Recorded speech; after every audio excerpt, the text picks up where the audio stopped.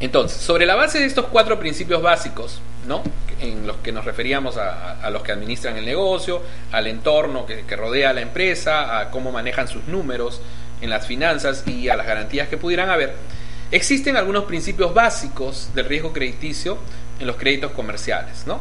En primer lugar, el objeto del crédito. O sea, cuando otorgamos un crédito tenemos que verificar en qué se va a utilizar ese dinero, porque normalmente cuando le prestamos a una empresa no le prestamos para que se gaste el dinero el dueño, sino le prestamos dinero para que ese dinero sea invertido en el negocio, ¿no? Entonces, en ese sentido, tiene que ese dinero estar dirigido al financiamiento de actividades productivas principalmente, ¿no? Normalmente una institución financiera no presta para actividades que no generan negocio, o sea, generalmente prestamos a empresas con fines de lucro. El objeto, o sea, el monto del crédito no debe servir para sustituir créditos que el cliente tenga por problemas, ¿no?, a no ser que le estemos comprando una deuda porque nos interesa traer ese cliente a nuestra institución. En el caso de proyectos nuevos, por ejemplo, sabemos de que normalmente nosotros prestamos a una empresa cuando esté en marcha, sabemos cómo se maneja, cuál es su entorno, etcétera, y tenemos una mayor seguridad de cuáles van a ser los resultados en el futuro. Cuando es un proyecto nuevo no lo sabemos, entonces en ese caso tiene que haber un aporte del cliente, no le podemos financiar todo porque si le va mal en el proyecto, al final quien termina perjudicado es la institución financiera. Punto importante, evitar los sobregiros, sobre todo en los casos de los bancos cuando tienen cuentas corrientes. El sobregiro, pues, que es un crédito de emergencia, de última instancia, no es una modalidad de crédito normal, es una modalidad de crédito, como su nombre lo indica, de emergencia, ¿no? Entonces no debemos soportar nuestra estructura de créditos en lo que son sobregiros. Verificar el lavado de activos, no existe mucha regulación con respecto al lavado de activos, entonces tenemos que verificar que el cliente no esté tomando una operación crediticia mediante el lavado de activos, ¿no? Y también evitar créditos a actividades especiales, como otorgar créditos a partidos políticos, otorgar créditos ahora, por ejemplo, a las instituciones deportivas, etcétera, etcétera, ¿no?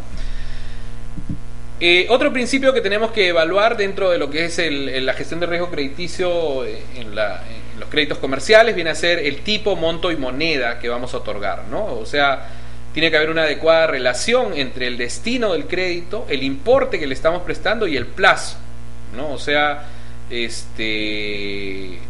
tenemos que... ¿Por qué? Porque si le estoy dando un importe grande, se supone que el plazo tiene que ser mayor, porque de repente no va a tener capacidad para poder devolver ese importe grande en un plazo mucho más pequeño, ¿no? Y saber en qué va a invertir ese dinero, porque cuando yo le presto dinero a una empresa, le puedo prestar para capital de trabajo, lo cual generalmente le va a dar vuelta rápidamente y va a generar los fondos para poder devolver el dinero, o le puedo prestar para acá una inversión de activos, por ejemplo, que compre una máquina, etcétera. Entonces, en ese sentido, la recuperación, pues, va a ser más lenta, definitivamente, porque no necesariamente el cliente va a invertir ese dinero en el negocio, sino que lo está invirtiendo en un activo que le va a servir como soporte del negocio. Entonces, en ese sentido, los plazos pueden ser mayores. Entonces, fíjense que cuando analizamos el destino y el plazo, tiene que tener una relación en ese sentido, por ejemplo, ¿no?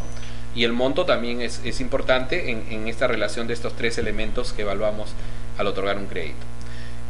Punto importante evaluar el riesgo crediticio cambiario, o sea, si le presto en una moneda diferente a la que el cliente genera sus recursos, ¿no? O sea, tengo mayor riesgo cuando le presto en una moneda diferente a la que genera sus recursos. Si el cliente gana soles y le presto dólares, frente a una subida del tipo de cambio, se va a ver con mayores dificultades para hacer frente a sus obligaciones, porque el comprar los dólares le va a ser mucho más caro, ¿no? Otro punto importante de evaluar dentro de estos principios básicos, el plazo. El plazo tiene que estar acorde con el ciclo del negocio. Generalmente, para capital de trabajo, cuando prestamos dinero para capital de trabajo, tiene que ser de acuerdo al ciclo de conversión de efectivo. O sea, en la medida que el cliente vaya convirtiendo la mercadería en efectivo, automáticamente debería ir devolviendo el dinero al banco, ¿no? O sea, no, porque si yo le presto a un cliente para una campaña y la campaña termina dentro de 6 meses y yo le doy un plazo de 2 años, el cliente, terminada la campaña, se va a gastar el dinero, ¿no? Entonces, y después ya no va a tener con qué pagarme. Entonces tenemos que tener mucho cuidado en esa relación entre el plazo y el tipo de crédito que le estoy dando. Cuando es una inversión no corriente, como les decía, para la compra de activos, etcétera, ahí sí, de acuerdo al flujo de caja, conforme los excedentes que se vayan generando, vamos a poder ir determinando cuáles son los montos de amortización que el cliente va a hacer. En cuanto al reembolso, el crédito tiene que estar orientado al medio de pago. En este caso, el medio de pago es el negocio que realiza el cliente, y también ubicar algunas fuentes de repago alternativas, ¿no? Generalmente los dueños o accionistas pueden tener algunos otros negocios, algunas otras inversiones que pudieran servir como fuentes de repago alternativas que el cliente pudiera hacer en el caso que el negocio no le vaya muy bien, ¿no? Por el lado de la recuperación tiene que haber, a diferencia de los créditos personales, que son créditos masivos donde no hay una relación directa del funcionario de negocios con el cliente, en el caso de los créditos a empresas sí existe una relación directa, tiene que haber una persona que por lo menos haga el seguimiento de los créditos y de cómo se va desenvolviendo el manejo de la empresa, ¿no? Tiene que haber un seguimiento mucho más, visitas constantes al cliente, etcétera, etcétera, ¿no?